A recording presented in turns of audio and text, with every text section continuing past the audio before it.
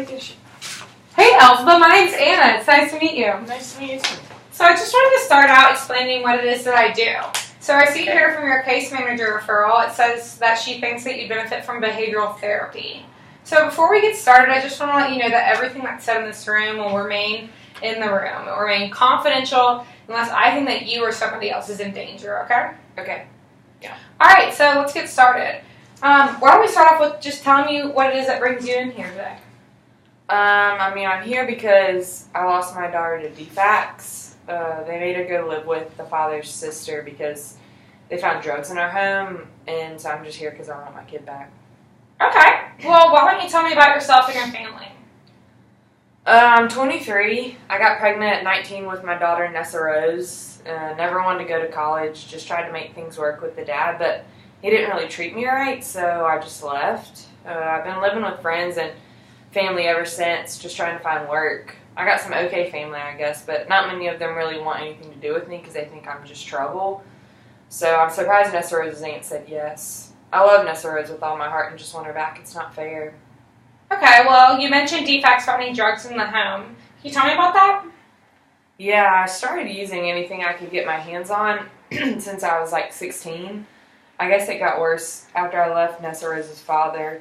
I'll still use whatever I can afford, bargain for, drugs or alcohol or whatever. Okay, well, what do you think about the possibility of going through detoxification? I'd love to get clean, but I just don't see it happening. I always go back. Okay, so I want to talk about what are some things that you like about using drugs and alcohol? What are the benefits? I guess it just takes me away, like I don't worry as much because I don't have to think. I just sit back and let all my fear and worries fly away. It's hard to explain it. It just makes me feel better. Okay, well, I'd love at some point in our sessions to think about some ways that you can get those benefits without using drugs and alcohol, whether it be coping mechanisms or joining more social groups or whatever, just ways that you can become stress-free and worry-free without having to use alcohol or drugs. But first, I just want to know, what do you want to do about your drinking and drug use? I guess I just want to stop, so get clean so I can get my daughter back. Okay, awesome. Thank you for being so open with me. I know that couldn't have been easy. Now that we've identified the change that you want to make, I'd like for us to do a worksheet aloud together that will hopefully help you identify what changes you want to make, what you want to get out of these sessions, give you more clarity as to why you want to make these changes, and then the positive outcomes that it could bring about. So I'm going to give you this change plan worksheet, and you can just read along while I ask you the questions. Okay? So I know that you stated earlier that you wanted to change your substance use behaviors. Are there any other changes that you want to make at the moment? Not right now. I just want to get clean so I can get Nessa Rose back. Okay, so what are some specific areas or ways in which you want to change? I guess I just want to stop depending on drugs and alcohol and stop feeling like I needed to be happy or stress-free, Right, okay. So what are the most important reasons why you want to make these changes? Just my daughter, and I guess sometimes my own well-being too. Good, I'm glad you realized that. So let's talk about consequences. What are some likely consequences that will happen if you fulfill this change plan and you change these behaviors? So, if I do change, then I can get my daughter back and hopefully get her to forgive me and live a better life. Right, exactly. So what are some consequences of you not fulfilling this change plan and just not trying to change these behaviors? If I don't change, then I'll probably never get her back, and I'll just end up living in an alley and dying alone. Good. I'm glad that you realize it seems like you have a good understanding of the consequences of fulfilling this change plan and of not fulfilling this change plan. And let's talk about some motivations for change. So what's motivating you right now to change these behaviors? My daughter. What's your daughter's name?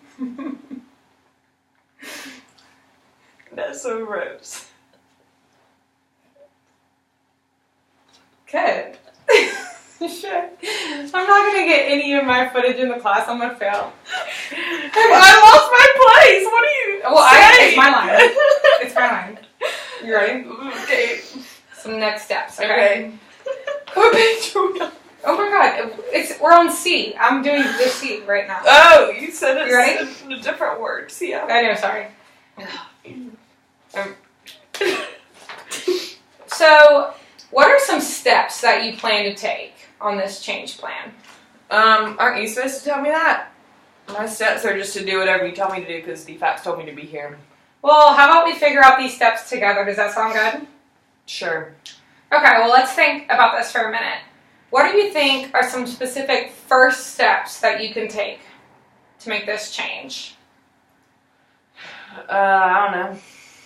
Okay, well, you mentioned you've tried to get clean before. Yeah, multiple times. Okay, well, when you did, what was it that made that unsuccessful? What were you not doing that you should be doing now to make this behavior change successful?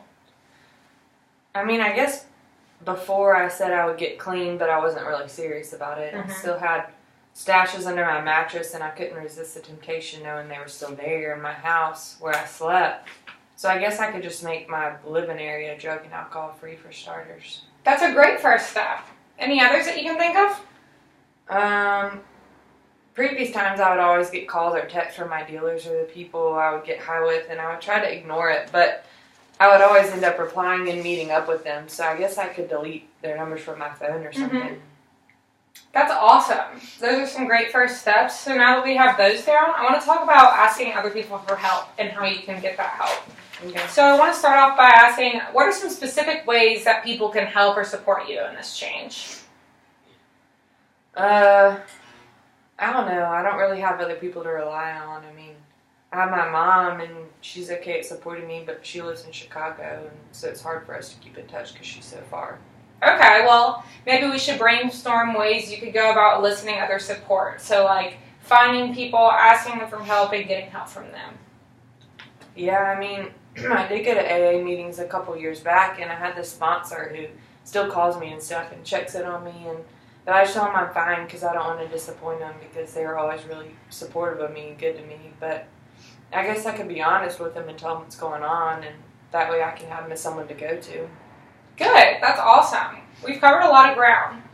Now that we have the plan loosely laid out, I want to focus on ways to determine whether or not the plan is working. So, kind of a way to measure it.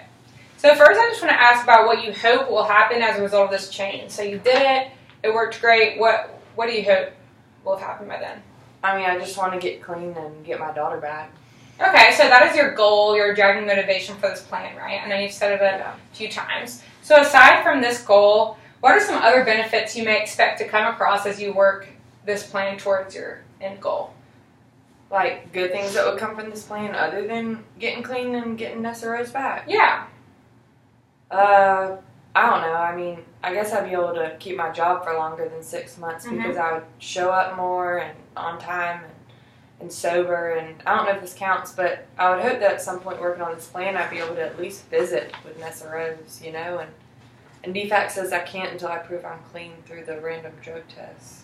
Yeah, that definitely counts as exactly right. So those are great. Now I just want to talk about predicting possible problems or roadblocks that you may encounter when carrying on this plan. So I know we kind of touched on this earlier when you mentioned that your previous attempts at getting clean have been unsuccessful because you had temptations of drugs in your home and like access to drugs through your phone. Are there any other situations or changes that you would predict may cause this plan to go awry? Awry means like wrong. I mean, I guess if there was ever, like, a setback with DFACS, like, if they drag out this amount of time that I get to see Nessa, even if I'm following their rules like they usually do, that will just piss me off and make me want to quit. If I'm putting in the work, I want to be rewarded for it, you know? I don't want to see setbacks. Yeah, that would be super frustrating to feel as though you're not getting any reward for the effort that you're putting forth into working your plan. Yeah. So knowing that this could be a possible setback for you, what are some ways that you think you could stick with the plan and keep working despite the potential setback? I don't know. I mean, I'd be pretty pissed if I can't. I mean, I'd be pretty pissed off. I can't think of a way to make keep working towards a goal that's showing no sign of progress. Are you sure you can't think of any reason to keep going, even though it might be hard or you might encounter a setback? Well, I guess I could just keep in mind that even if I do encounter this setback, going back to drugs and alcohol won't fix anything, you know? I mean, it won't get Nessa Rose back any faster, and it'll probably make me never get her back. So I guess just keeping that in mind, the drugs will never be the answer, could help me move forward with this old plan thing. Awesome. So that was great. It was a great change plan worksheet, and hopefully through this you've identified what change it is you want to make, the first steps that you would take in doing it, the possible consequences of doing this plan, and the potential setbacks that you could encounter and the ways that you can push through them. So that's the end of our first session. Next session, I'm just going to touch base with you and do something that I do not know because I didn't write that part. Oh my shit, that was so hard. What if it was like not recording the whole time? It still could say that, so don't